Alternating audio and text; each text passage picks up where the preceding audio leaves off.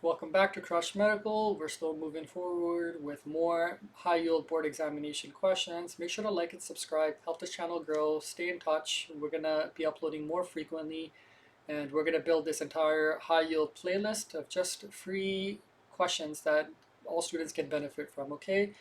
Outside of that, we do have a lot of premium services. We have a flagship bundle for the match and examination and putting your application together. So check us out at crushmedical.com for all these resources, okay? Let's just jump right into this high yield question, okay?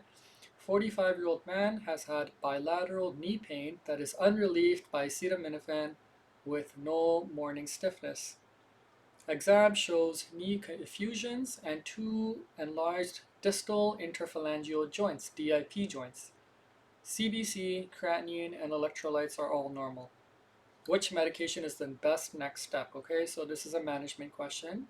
And before we even jump down into the options, let's just talk about the diagnosis, right? So this is a 5-year-old man, bilateral knee pain, that Tylenol simply isn't helping, with no morning stiffness.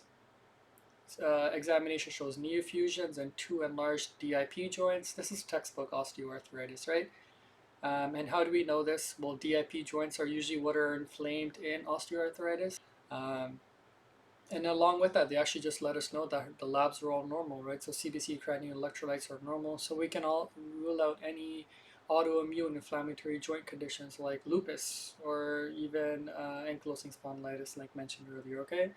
So this is about osteoarthritis that is unrelieved by acetaminophen. What should we do next, right? So let's just start with option A, codeine. Really interesting drug here. Codeine would be incorrect here, right? So we simply just don't want to jump right into opioids because acetaminophen did not work. Not only that, it's just not appropriate for osteoarthritis joint pain, right? So opioids are not appropriate. And of course, opioids, it's always on the news because of all the side effects and toxicities associated with that. So why would we want to give one of the most common illnesses a severely toxic medication, right? Just not an option here, okay? So, and therefore incorrect. Option B, prednisone, which is a really interesting option here, can be a distractor, but at the same time, we've kind of established that this is not an inflammatory joint disease, right? So inflammatory autoimmune condition, I'm sorry. So therefore, we wouldn't need something like prednisone, and therefore it's incorrect here, right? Systemic steroids are just have no role in routine osteoarthritis management, okay? Option C, hydromorphone, going back to opioids again as another distractor, just not it. Like codeine and opiate, this is not osteoarthritis treatment, okay? Um, Let's move on to allopurinol. So allopurinol is an interesting medication. It has many different uses. Generally, you use it to prevent gout. You use this to prevent tumor lysis syndrome for patients who are undergoing chemotherapy or have a high tumor or cancer burden load. Allopurinol is essentially like an effective medication to save your kidneys, right? So in this case, it would be wrong here. Um, it's used to treat chronic gout. In this case, this patient does not have gout. They have osteoarthritis. So therefore, allopurinol just wouldn't have any effect here, okay? That ultimately leaves us to option E. So naproxen. Naproxen, let's quickly have a quick chat about this. So naproxen is an NSAID.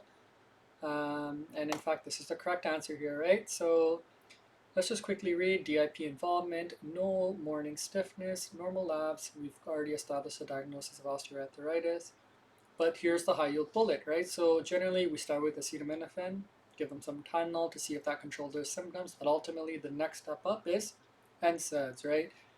So in this case, we're talking about naproxen, which is an NSAID, and that is something we can ultimately use to benefit these OA patients, okay? Few quick points we can quickly talk about. DIP nodes we mentioned specifically, they're called Herbertin nodes. That's high yield. They don't have any morning stiffness, so we can rule out inflammatory arthritis like rheumatoid.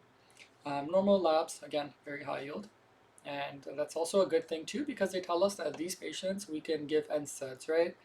Just be aware of that NSAIDs, of course, they can cause gastric irritation, so that's one of the high yield side effects. But also, you need healthy kidney function, right? You need to be able to filter well to be placed on NSAIDs. So if you have a patient who has chronic renal disease, long-standing diabetes, Sure, they can take NSAIDs, but at the same time, it actually worsens their kidney concerns. So be aware of that, okay? Just a side association to be aware of. And in this case, very simple, relatively easier question, but students can also choose one of the more interesting medications because they think that it might be inflammatory joint disease. They might need some allopurinol for some reason. So keep it simple. Acetaminophen first line. If that doesn't work, jump right into NSAIDs. And outside of this, what else can we help that's very high yield to be aware of for osteoarthritis? And that is we do conservative measures, right? So length, strength training exercises, walking, a lot more physical activity and exercise, weight loss, diet, nutrition. These are things that impact osteoarthritis way more than any of these medications, right? So as much as you want to provide them medical support, you also want to provide just conservative measures and see how we can ultimately make sure that the patient's symptoms are improving and resolved, okay? If you enjoyed this question, make sure to like and subscribe, and we'll see you in the next video.